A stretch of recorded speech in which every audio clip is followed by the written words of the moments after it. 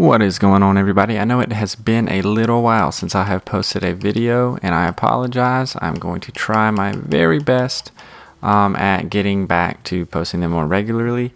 I've been playing a little bit of Mutt lately, and it's gotten me into wanting to post videos again, so I'm going to try to do that.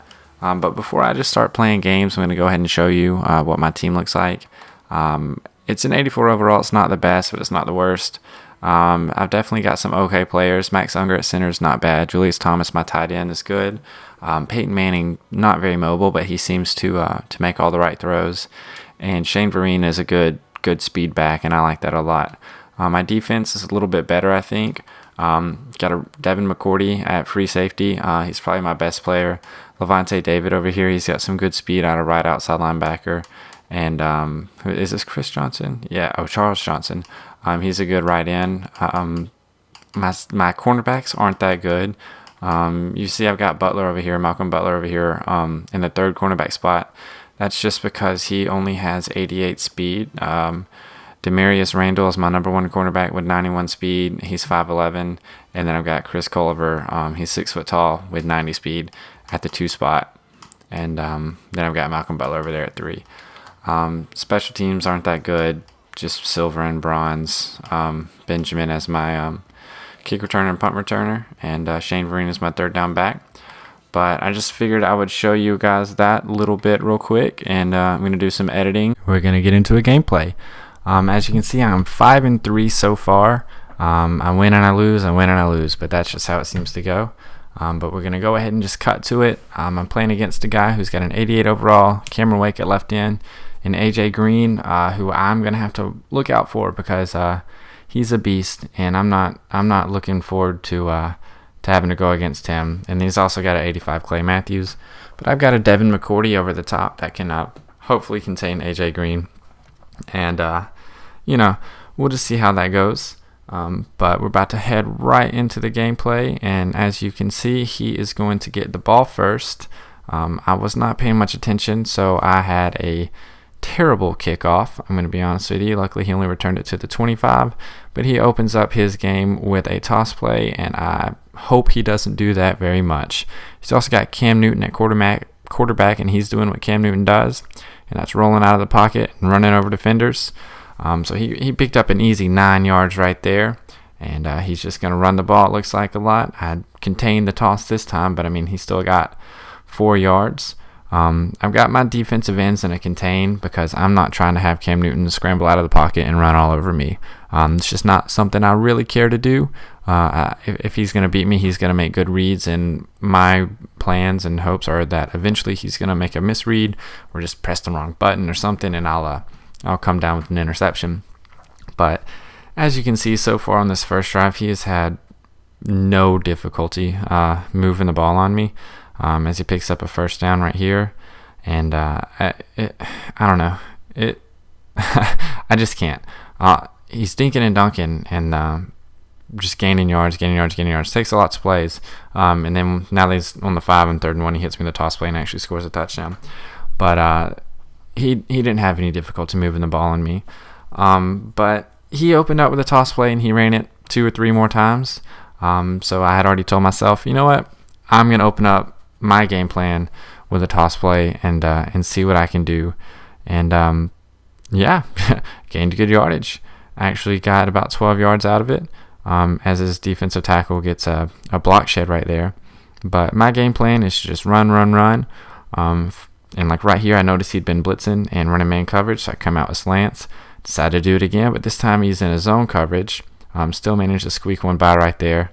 And I knew if I went back under center, he would blitz again. So called a slant play, and he did just that. But I'm at the 12, so I'm going to hit him with another toss play. And just like him, he opened and ended his first drive with a toss play, and I did that as well. So with just a minute and 18 seconds left until the half, I'm kicking off to him, hoping I can get a stop. I've decided I ran nothing but zone the first drive, so I'm going to come out and man right here, and that was a mistake. I was manually covering Gronk, and Gronk got wide open, so that was 100% my fault.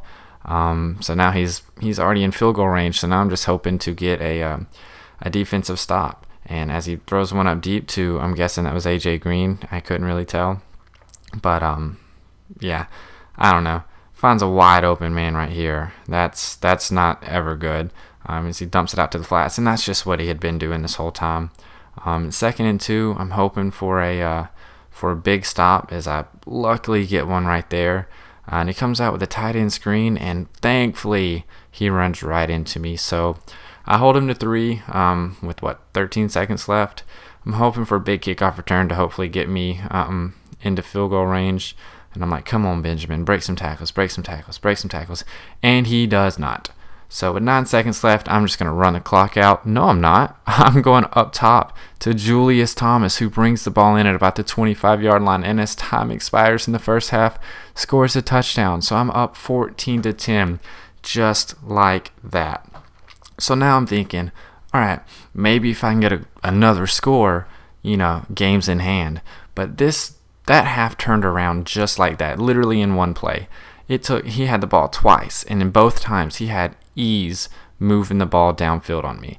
And just because I don't know what he was doing, why he didn't think I would throw one deep with 9 seconds left, like I do right here, Gronk on a safety. I'll take Gronk every time. But I don't know why he didn't think I would go up top. So I'll take those free yards 100% of the time, and the free points, as Peyton Manning, quarterback, sneaks from the 2-yard line, getting it in. So yeah, now I've got an 11-point lead, just like that. I went from being down 10-7 with 9 seconds left in the first half to I'm up 21-10, just like a minute and 15 seconds into the third. So that just shows you, just like that, Madden can turn around. As I should have had an interception right there.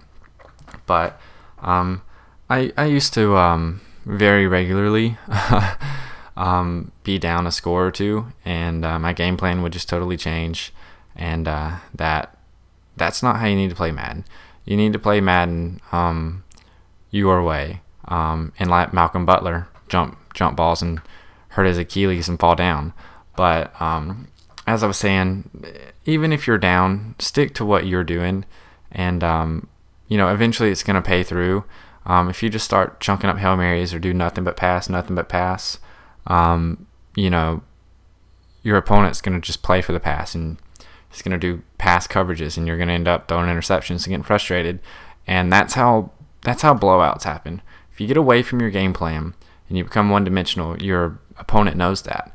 Now, if you're down 14 with a minute left, you obviously have to throw the ball. But people think being down in the first and second quarter is just the worst thing ever. And, and they give up on their plan and their strategy and what they're good at. And it just gets ugly for them. But at the start of the fourth quarter, he's got it 3rd and 18. I almost sack him right there as he misses a wide open receiver in the middle of the field. But right here, Randall actually comes down with the interception. If he'd have just batted it down, I'd have the ball at the 11. But it's not going to matter. My opponent ends up quitting anyways. But I'd miss doing this, you guys. I'm going to try to do it more often. But like I said, even if you're down, just stick to your game plan, and everything will work out. And I'll see you guys next time.